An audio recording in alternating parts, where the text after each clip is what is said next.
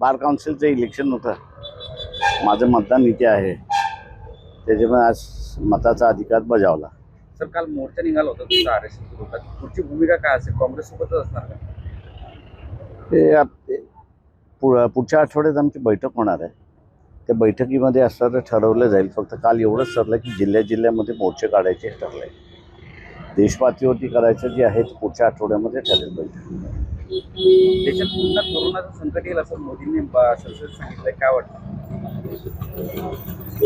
मोदीला लागलेला आहे वेळ, त्याच्या पलीकडे आता काहीच सांगता येईल.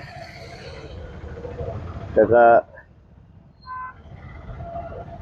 माझ्या याच्यामध्ये लहानपणी आम्ही असताना टायफॉईडची साथ बघितली, मलेरियाची साथ बघितली, त्याच्यानंतर अजून एक आजार आला होता त्याची साथ बघितली, येलो फिवरची साथ बघितली. तेव्हा ज्याला वेळ लागलेला असतो तोच बंद करतो.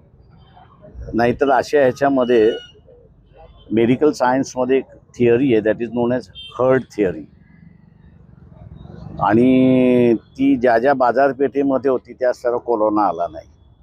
ते मोदींनी त्याच्याकडून शिकावं असं फक्त एवढं सल्ला आहे. थँक्यू. चला, शेवटचा प्रश्न, अशोक खरातांबद्दल ते थँक्यू.